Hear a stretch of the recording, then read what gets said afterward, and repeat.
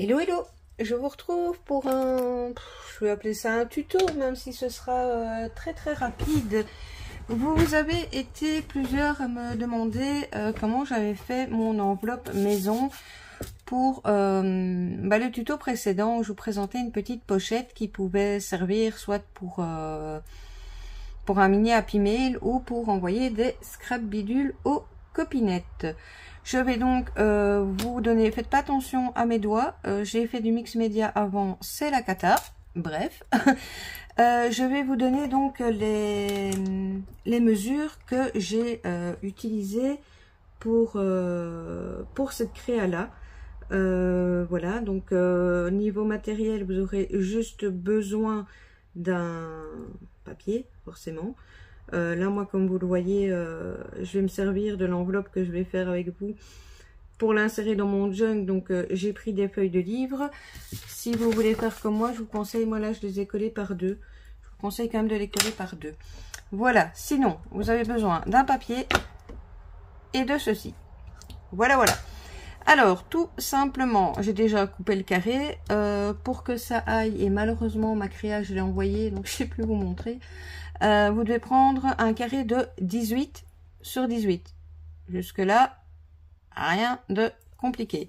Ensuite, quand vous avez votre papier, comme ceci, devant vous, en partant du coin gauche, vous allez faire une marque à 10,6. Donc, de là à là, 10,6. Ensuite, vous prenez le coin en bas, de là à là, 7,6. Ensuite, on part du coin en haut. De là à là, vous faites une marque à 10,6. Et de l'autre coin, donc de là à là, vous faites une marque à 7,6. Voilà, niveau mesure, niveau tout, c'est terminé. Maintenant, on va prendre la perfo. Vous venez tout simplement, dans un premier temps, arrondir vos coins. Hop.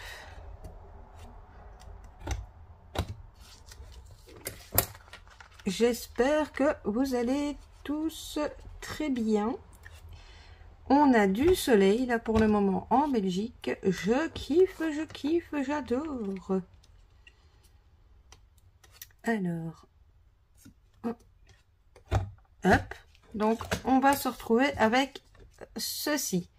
Maintenant, là où on a fait nos marquages, où on a mesuré, comme vous le voyez, j'ai fait des lignes un peu longues. C'est tout simplement, on va prendre l'autre côté de cette petite perfo, la ligne que vous avez tracée là sur à peu près 1 cm, vous venez la centrer de l'autre, enfin ici en fait, hein, dans votre perfo.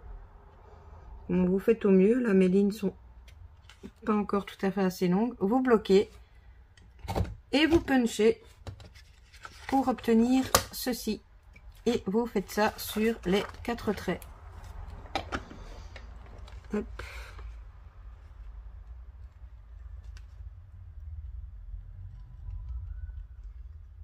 Bon, j'avais peur que ça dépasse. Moi, si c'est à peu près, c'est pas très grave, c'est du junk. Faites vos lignes un petit peu plus longues que moi.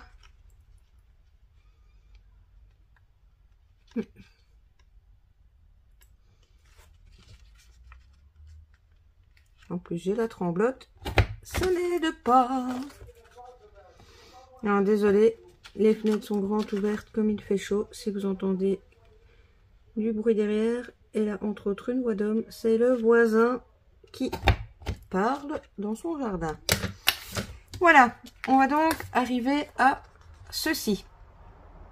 Ensuite, on va faire quoi? On va plier. Tout simplement, j'allais dire. Oui, tout simplement. Alors, pour moi, le plus facile, c'est de commencer par un des petits côtés. C'est-à-dire comme ceci. Je vais vous montrer après. Parfois, il faut rectifier un petit peu en fonction de si ça a un tout petit peu bougé ou pas. Donc, on va obtenir ceci. Moi, je plie toujours les opposés.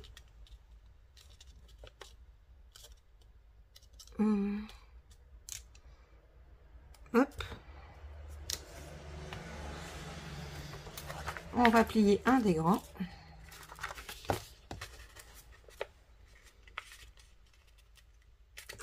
Bon, le truc, c'est qu'on peut le faire à la latte hein, aussi. Comme vous savez que moi, c'est énormément à l'œil. Bon.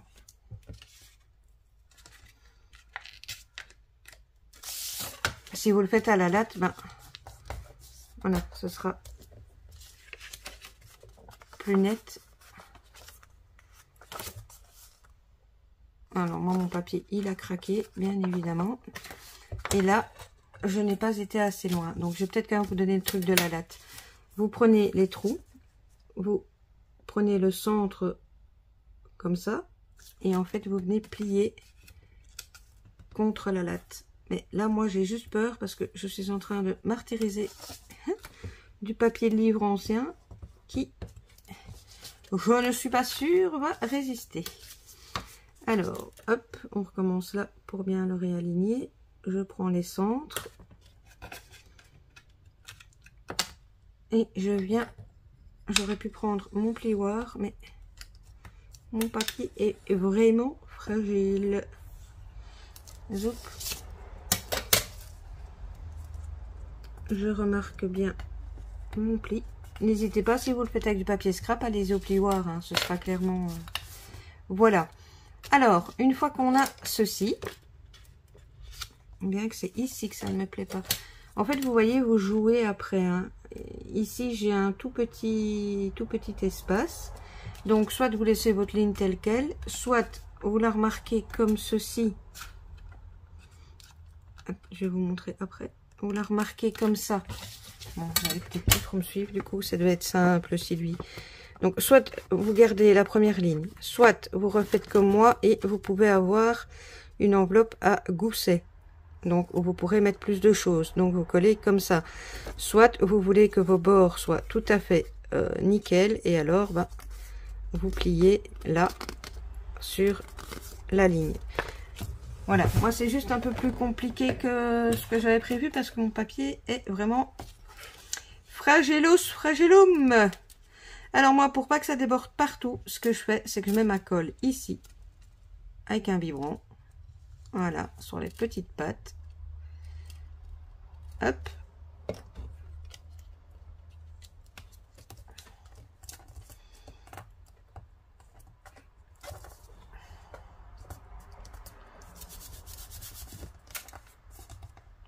Hop. Alors, ensuite, ici, il y a 2 écoles.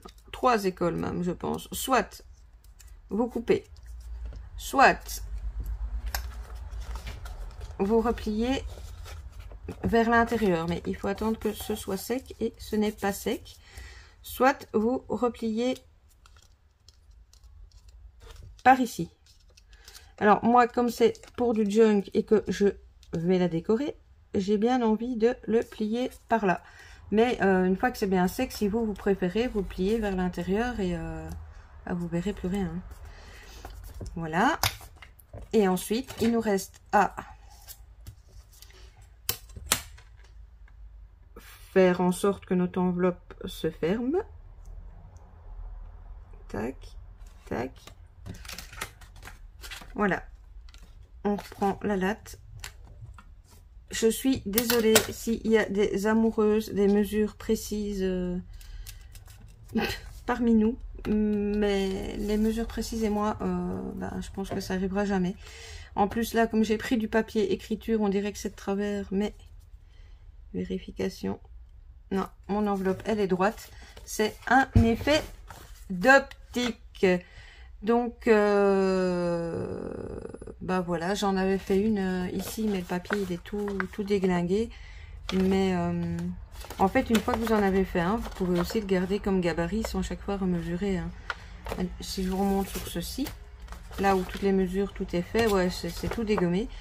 Quand vous avez plié un côté, 2 côtés, tac, tac, et vous avez votre enveloppe, tout simplement. Et moi, ce que j'ai fait, j'avoue, par flemme, j'ai des enveloppes de différentes tailles que j'ai fait.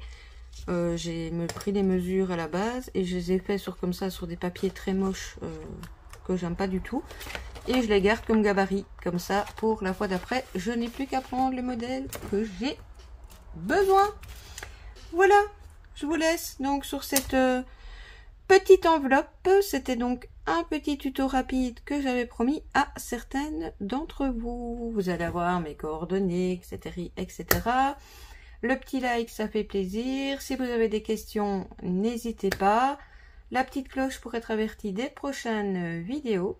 Et voilà, je vous laisse là. Je vous fais des scraps bisous et je vous dis à très vite. Bisous, bisous.